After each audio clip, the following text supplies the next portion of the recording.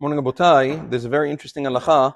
The Shulchan Aruch in Siman Rish Samach Gimal brings down that if a person was mikabel Shabbat early, let's say a person said Mizmor Shilem Shabbat, or a person prayed Arvit, the halacha is, even though it's still early, even though it's not yet sunset on Friday night, the halacha is that he was mikabel Shabbat, he accepted Shabbat, and he's no longer allowed to do any of the melachot, any of the forbidden works on Shabbat. Even if a person says, I have specific kavanah, I'm not mikabel Shabbat, I'm not mikabel Shabbat.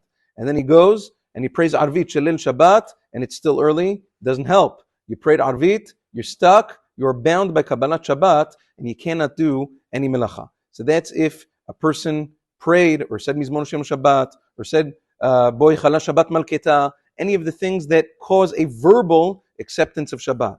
But says the Shulchan Aruch, there's another halacha of when a person does nothing and he still has to accept Shabbat, even if it's still before Shki'ah. What's that? Says the Shulchan Aruch, that if most of the tzibur, if most of the kahal already, the majority of the kahal already accepted Shabbat, hami'ut nigrarim acharehim, which means the mi'ut, the minority of the tzibur, is bound, is dragged along with them, and they have to be mikabel Shabbat as well. For this reason, Gaon Shevet Levi writes in one of his tshuvot an interesting thing.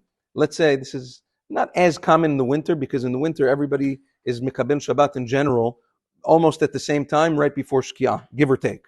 But in the summer, it's much more prevalent, especially, let's say a person is traveling to a village or to a colony upstate. Let's say you're traveling to a place where it's a small place, and let's say there's one central shul or a bunch of shuls in that specific place, and a vast majority of them are accepting Shabbat early. The halacha is, even if the man, woman, children, it doesn't matter, they're not in the shul, they didn't do anything. They are dragged after. If a majority of the Jewish population in that town, in that city, has already accepted Shabbat, the minority is dragged along with them, and they have to accept Shabbat. They can't turn on lights anymore, they can't drive anymore. People sometimes don't realize this. You have to make a cheshbon, especially during the summer.